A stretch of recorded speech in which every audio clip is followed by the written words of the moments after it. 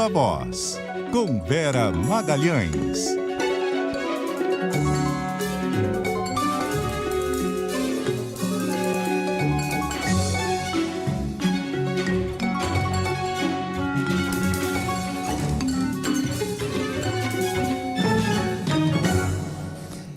Vera Magalhães, como está? Tudo bem, boa tarde, Sardenberg, Cássia, ouvintes e também quem nos assiste. Boa tarde, Vera.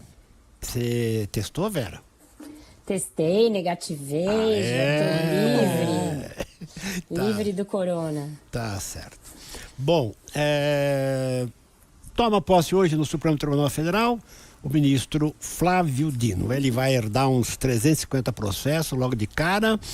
Mas a questão não é a quantidade, é os temas que são os temas que ele vai ter que tratar, o que ele pode, o que ele não vai poder tratar. O que nós temos, Vera? Olha, Sardenberg, esse acervo aí de 300 e poucos processos é considerado até pequeno, perto da média ali da casa, né? Tem ministro que chega a se aposentar deixando mais de 1.000 processos inconclusos nos gabinetes. Então, ele tem que considerar que ele está no lucro aí com esse acervo. Ele está disposto a tratar de tudo, viu, Sardenberg? Algumas vezes que eu conversei com o ministro a esse respeito, da possibilidade dele se julgar impedido nisso ou naquilo, por exemplo, em relação aos processos relativos ao 8 de janeiro, uma vez que ele era ministro da Justiça e nessa condição teve de tomar algumas decisões, né, na época, ele não acha que isso seja fator de impedimento. Ele acha que são funções diferentes, a de um ministro da Justiça e essa que ele vai ter agora, e que nenhuma decisão que ele tenha tido de tomar à frente da pasta naquela ocasião o impede de julgar quem quer que seja nessa ocasião. A gente lembra que ele, por exemplo, estava no grupo que teve um embate com alguns dos generais no QG do Exército na noite do 8 de janeiro, quando eles tentaram entrar no acampamento e prender alguns dos manifestantes, foram impedidos pelo então comandante do Exército e alguns outros generais. E houve um entrevero ali, o ministro fez parte desse entrevero.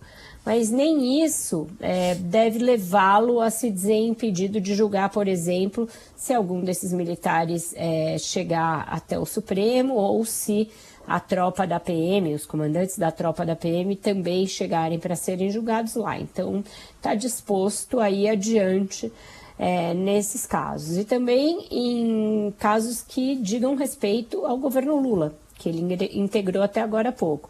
Ele não estava no Palácio, não acha que, por exemplo, decisões da equipe econômica ele seria impedido de julgar, de avaliar, ou mesmo questão relativa aos povos indígenas, a questão da demarcação de terras indígenas está lá, deverá voltar ao Supremo, agora que existe um impasse instaurado. Então, o ministro está chegando disposto a tudo, disposto a julgar todos os processos que aparecerem, também não vai fazer ali como se a sua vida de político não tivesse acontecido, convidou vários políticos a estarem presentes à sua posse, deverá ser uma posse bastante concorrida, e como ele não vai fazer festa depois, aquele hábito que existe de uma festa regada à bebida e que vai até tarde da noite, ele evitou, não quis fazer.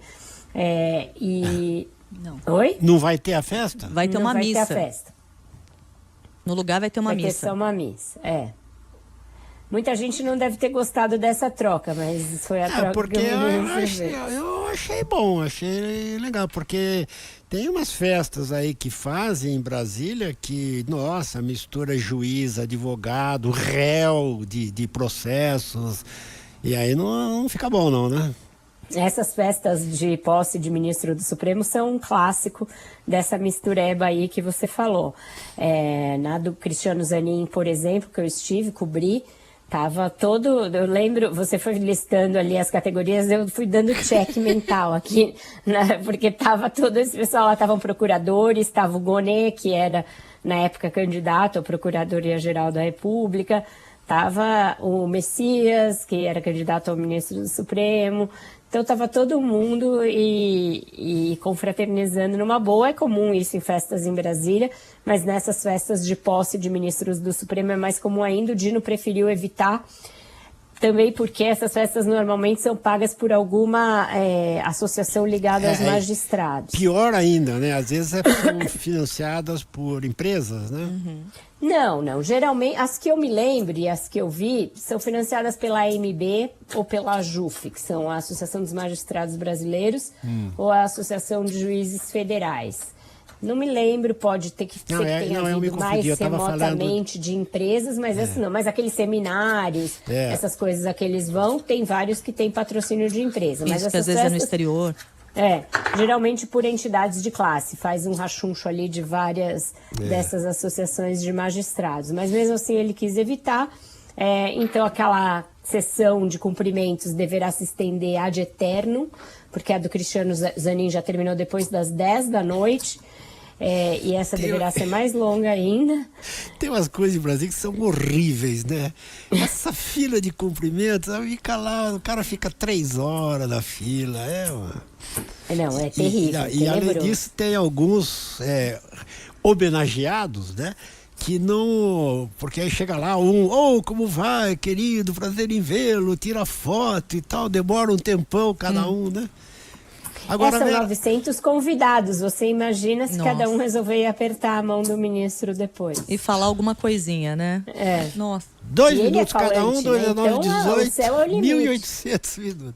E ele conta caos, faz piada, o céu é o limite para o horário. Agora, Vera, deixa eu te falar outro assunto. Ele tem 55 anos, né, o Flávio Dino. Sim. Portanto, em tese, ele tem 20 anos de Supremo Tribunal Federal.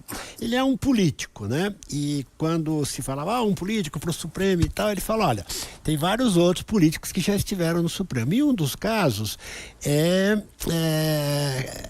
enfim, o termo que eu queria colocar para você existe, por exemplo, a possibilidade, tem alguns que saíram, né? Quem foi o ministro Nelson Jobim? Né? Ele saiu antes da hora, né? Para voltar para o executivo e tal. A questão você acha que ele vai até o fim ou ele volta para a política? Isso é o grande segredo de Fátima, o Sardenberg, porque os políticos juram que ele está ali só fazendo um pit stop para voltar e ser, inclusive, candidato à presidência da República. Alguns tentaram usar esse argumento, inclusive, para dissuadir o Lula de indicá-lo. Petistas fizeram isso porque diziam que ele viria como candidato contra algum candidato do PT. Ele nega de pé junto, mas é isso. No ordenamento jurídico hoje, da maneira como nada o impede de fazer esse caminho de volta, de continuar rodando a porta giratória ali. Ele pode fazer isso. Tem várias propostas que mudam ali enfim, regras para nomeação de ministros, tempo de permanência, tempo de mandato, etc. Mas nada indica que elas vão passar e nada indica que vão pegar o ministro, porque pode aprovar regras que valham para quem entrar daqui por diante. Então, por enquanto, ele totalmente vai poder ficar. Essa porta à sua disposição. É isso. Tá certo. Vera Magalhães, obrigado, Vera. Até mais. Obrigada, até mais, Vera. Tchau, tchau. E agora? Intervalo. Já voltamos. Mas ela entrou bem. CBN Brasil.